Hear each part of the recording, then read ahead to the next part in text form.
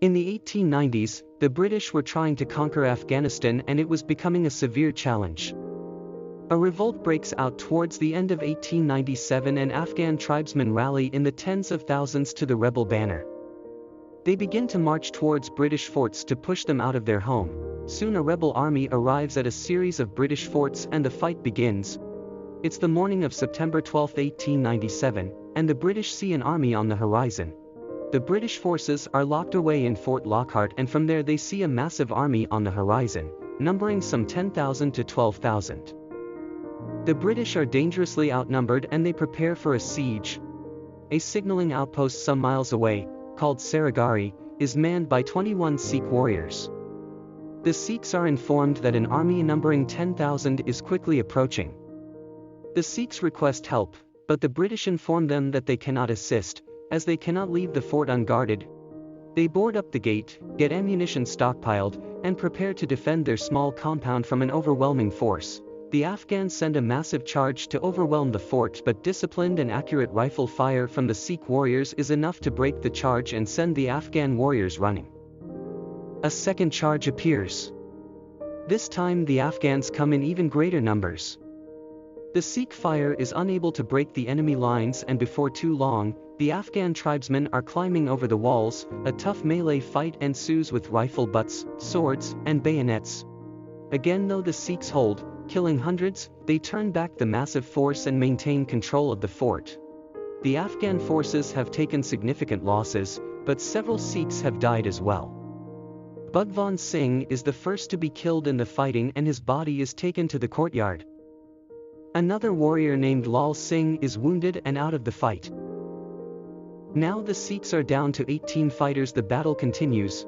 The Afghans set fires to the hillside, clouding everything in smoke.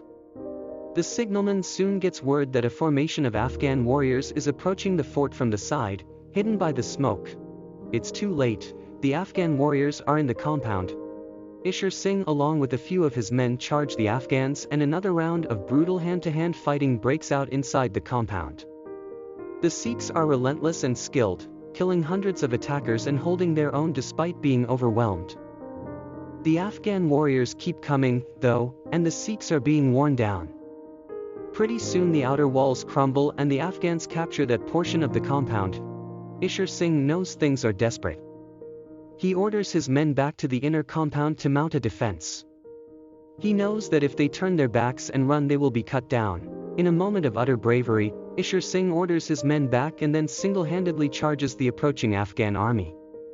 He cuts down warrior after warrior with his sword and pistol, cutting through the ranks of the surprised Afghan army.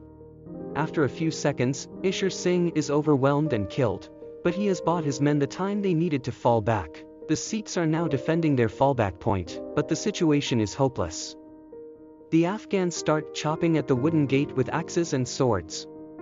Before too long they break through and thousands of them come pouring into what remains of the compound. The Sikhs continue to fight bravely but hopelessly. At this point, the signalman Gurmukh Singh signals the British to ask permission to abandon his post and take up his rifle.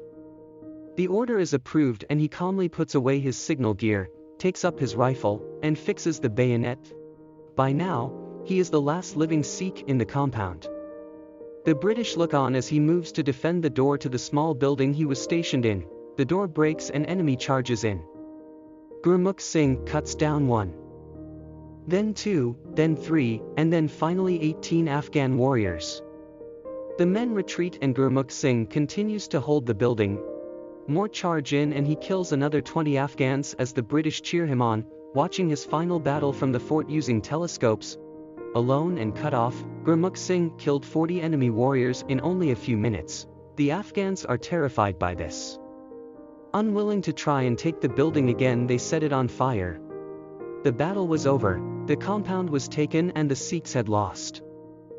The deeds of these heroic and ferocious warriors live on in history as one of the great moments of bravery and valor. Every Sikh there that day killed 28 to 50 enemies, and a total 1,400 enemies.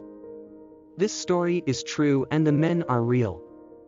This is all known not only from second-hand accounts but also the signalman, Gurmukh Singh, who was sending reports to the British at Fort Lockhart while the fighting was going on.